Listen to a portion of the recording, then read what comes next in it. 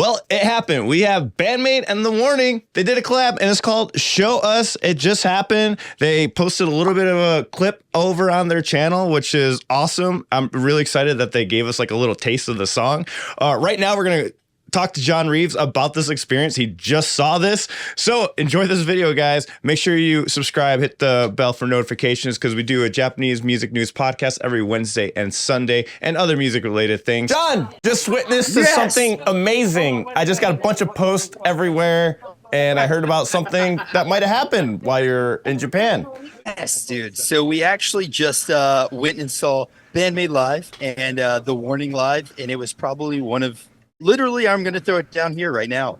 It was the best concert I think I've ever been to in my life. The best One concert. of the most unique experiences I've ever seen.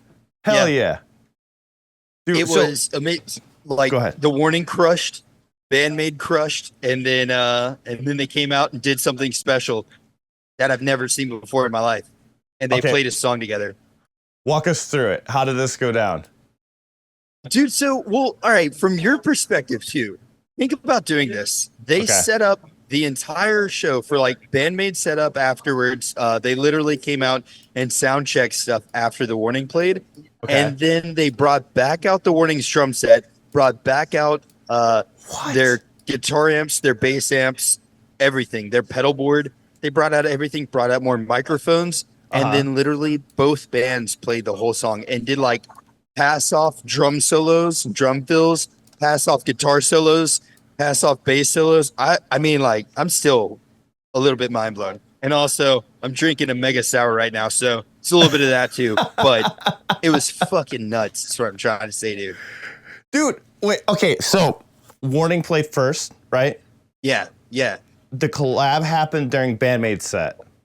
Yeah, so Miku came out to do an Imagine I Time. And everybody's like, oh, Imagine I Time. And she was like, well, this is Bandmate X, The Warning. So we have to do something special. And then they brought out The Warning to do Imagine I Time. And I was like, all right, well, this is going to be cool enough, just them doing Imagine I Time. But while they were doing Imagine I Time, I saw the sound dude bring out a pedal board. And I was like, oh, shit. And I was like, maybe they're going to do guitar. And then I see them slide out another, like, the guitar cab, then the bass cab, and then slid over the drums. I was like, no fucking way. Oh my God. God. Brought out the Warning's drum set, and then they all members, what, 8 members? 8 members played one song. One song. It was the coolest thing I've ever seen in my life, dude. And what was the name of the I've song? been to a lot of concerts. It's called Show Us, right? Huh? The song was called Show Us, is what I'm seeing online.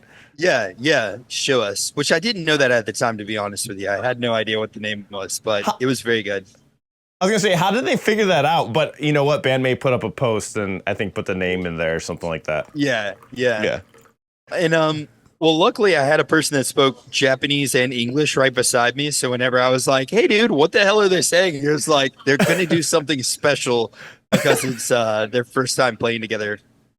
But what an amazing way to start, like, your first show in Japan. You know what I mean? Like, that's their first concert in front of a Japanese audience, and they just did it in, like, the most spectacular fashion.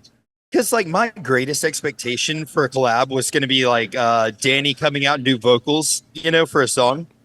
Or maybe, and I was, like, talking to people before the show, I was like, maybe they're going to do maybe they'll do a new song. But I was like, nah, it's kind of like Pipe Dreams. They're probably not really going to do that.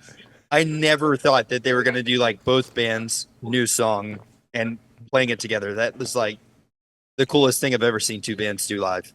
So they switched off solos, drum solos, guitar solos. How did they do the vocals? Danny and Psyche sang back and forth. And, dude, so I actually saw that somebody's recorded it. And I haven't watched the recording or anything like that, which I don't know. But either way, dude, I will say this. Psyche's voice here, what we were talking about earlier, like her sounding better and stuff, she did something really cool in this song. And I don't know if she'll do that in the recording or not, or if she did it because, like, Danny was going off and she's like, I got to go off too. But Psyche did some really, really cool vocal stuff to pay attention to towards the ending of the song. Oh my God. I can't wait to hear it. And that's the thing when you're working with other great musicians, right? You're like, oh shit, well, I gotta do this too. You know what I mean? Yeah, yeah.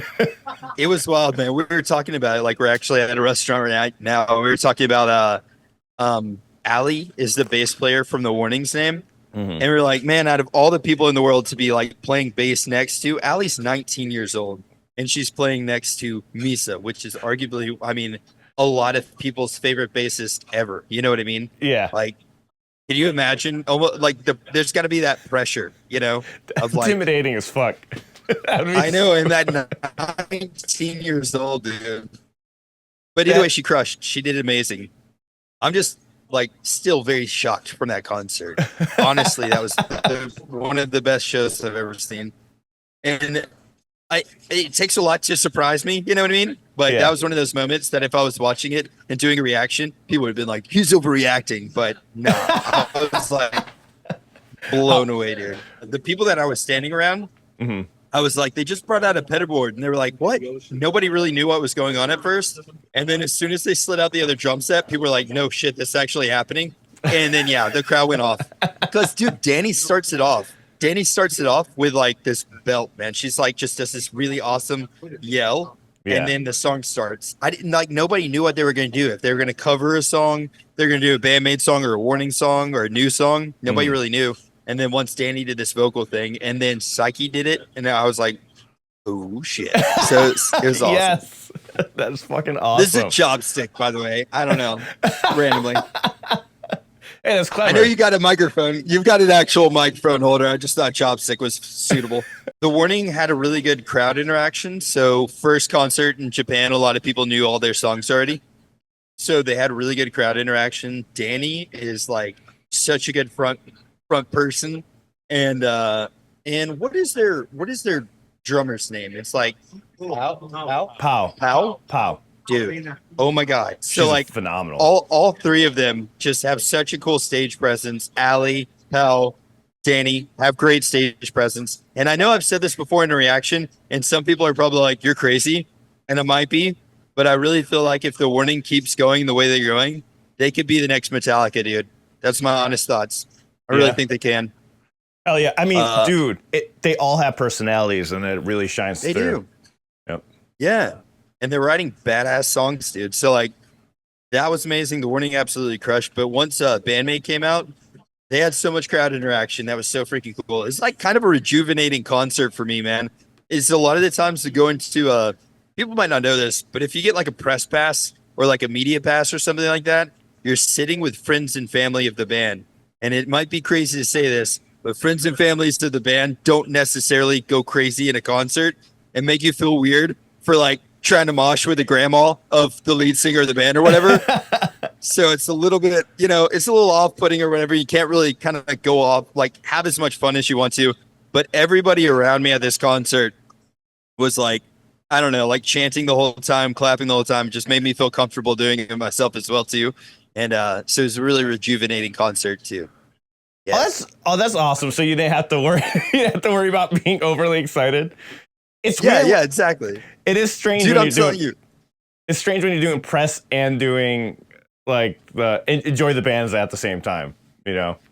Yeah, dude. Like the Nemophila concert, I was literally sitting in the same row as like mothers of the band, and like I don't know, like a big person in the music industry was like 2 seats beside me. I was like, maybe I don't mosh right now. But it's Nemophila, so I was like, man, I really want to. You should have done it. Screw it. But yeah, man. So I know, yeah. Me and her could have started a pit. We should have in the seats. But yeah, man. Seriously, very rejuvenating concert for me. And yeah. Even Day of MAID was really cool, but I was like, it was sold out and it was really crammed. Here at this concert, it was sold out as well too. But I think like the fire marshal or something might have stepped in because there was still standing room. And it was good. You know what I mean? Like it was comfortable standing room. That's awesome, man. Well, dude, I'm happy for you. I'm happy for everybody that's there. That's awesome. Oh, yeah, man. Also, just really quick, Andrew's freaking amazing, by the way. Just want to say, Andrew's freaking awesome. I didn't even know that we lived in the same freaking state. Yeah. We're gonna go get bro tats now. Can you see him? Boom. We're gonna get bro tats now. BandMaid logos on our cheek. You know, I can imagine that. He's going on his arm. He's going his arm. Yeah.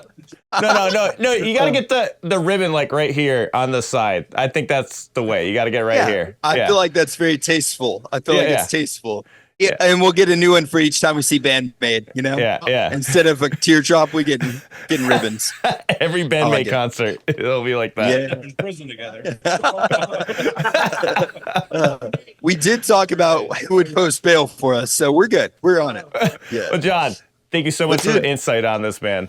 And he's probably gonna be dropping a vlog really soon about his experience and everything. So make sure you subscribe to John Reeves Live on YouTube.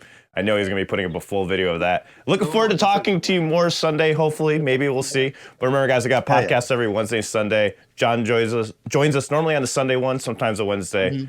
So see you all in the YouTube land later. Oh yeah, man. Be good, dude.